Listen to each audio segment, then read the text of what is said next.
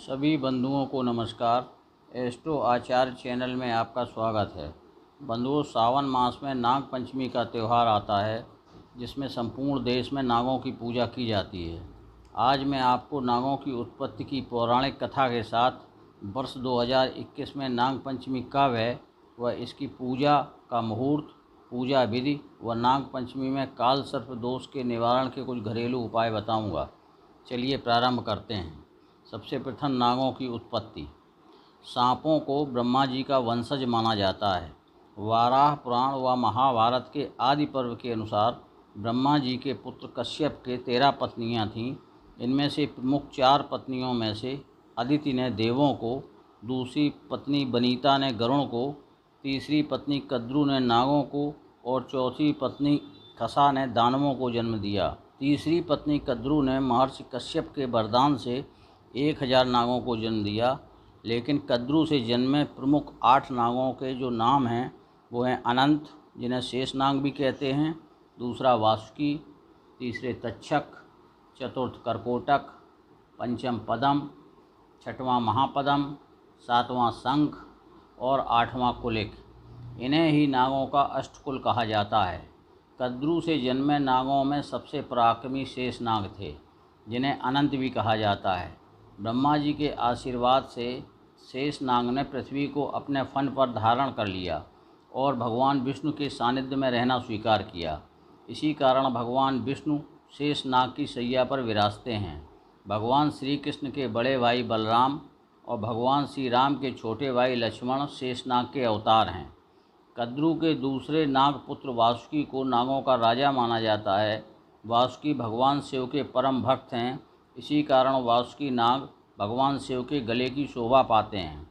वासुकी नाग का इस्तेमाल देवों व दानवों ने समुद्र मंथन में मेरु पर्वत पर रस्सी के रूप में किया था। तक्षक नाग भी कद्रु की संतान थे। श्रृंगी ऋषि के श्राप से तक्षक नाग ने राजा परीक्षित को डसा था। राजा परीक्षित के पुत्र जन्मेजय ने अपने पिता का बदला लेने के लिए सर्प वंश के नाश हेतु सर्प यज्ञ कराया, जिसमें सर्प यज्ञ में सर्प भस्म होने लगे। लेकिन जब तक्षक नामक सर्प की आहुति दी गई तो आस्तिक ऋषि ने तक्षक के प्राण बचाए और अपने मधुर वचनों से सर्पनाश यज्ञ रुकवा दिया।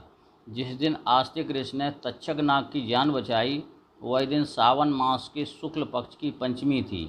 तभी से नाग पंचमी के त्यौहार पर नागों की पूजा होने लगी। धर्म ग्रंथों के अनुसार सर्प भय के समय जो व्यक्ति आस्तिक मुनि का नाम लेकर स्मरण करता है, उसे सांप नहीं काटते। भारत में नागों को समर्पित मंदिर संपूर्ण देश में हैं, लेकिन खासकर दक्षिण में अधिक हैं। कर्नाटक में नागों के सम्मान में नागमंडल व तमिलनाडु में महिलाएं नाग देवी की पूजा करती हैं। केरल का नागवंशी समुदाय व नागालैंड में नागा जात स्वयं को नागवंश का मानते हैं। द्वितीय, नाग पंचमी तिथि व मुहूर्त। बंधुओं, नाग पंचमी सावन मास में शुक्ल पक्ष के पंचमी को पड़ती है। इस वर्ष 2021 में नाग पंचमी 13 अगस्त दिन शुक्रवार को मनाई जाएगी। हालांकि पंचमी तिथि 12 अगस्त को दोपहर 3:25 से प्रारंभ होगी और 13 अगस्त दिन शुक्रवार को दोपहर 1:42 तक है। चूँकि उदया तिथि 13 अगस्त को है, अतः नाग पंचमी 13 अगस्त को मनाई जाएगी। 13 अगस्त दिन शुक्रवार को नाग पंचमी पूजा का शुभ मुहूर्त सुबह 5:48 से प्रातः 8:27, कुल 3 घंटे 25 मिनट तक रहेगा। तृतीय, नाग पंचमी पूजा विधि। बंधुओं, सुबह स्नानादि से निवृत्त होकर शुभ मुहूर्त में घर के दरवाजे, बरंडा या आंगन में गेरू, गोबर, मिट्टी या जौ के आटे से 8 नागों को बनाएं। जिस स्थान पर बनाएं उस स्थान को साफ कर लें या लीप लें। जो 8 सांप बनाए जाते हैं उनके नाम हैं अनंत, वासुकी, पदम, महापदम, तक्षक, करकोटक, शंख और कुलिक। नागों को बनाने के बाद गाय के दूध से अभिषेक करें। नागों को हल्दी, रोली, चावल और फूल अर्पण करें। कच्चे दूध में घी व चीनी मिलाकर नाग देवता को अर्पण करें। इसके बाद नाग देवता की आरती उतारें। अंत में नाग पंचमी की कथा सुनें। जो लोग व्रत रखना चाहते हैं वे व्रत रख सकते हैं, सायंकाल भोजन ले सकते हैं। धर्मशास्त्रों के अनुसार नाग पंचमी पर नागों की पूजा से जीवन के संकटों का नाश होता है। मनोवांछित फल की प्राप्ति होती है, धन धान्य में वृद्धि होती है। नाग पंचमी के दिन नागों को दर्शन करना शुभ माना गया है। अगला है काल सर्प योग के उपाय। यदि किसी की कुंडली में काल सर्प योग है तो नाग पंचमी इसके निवारण का सर्वोत्तम दिन होता है।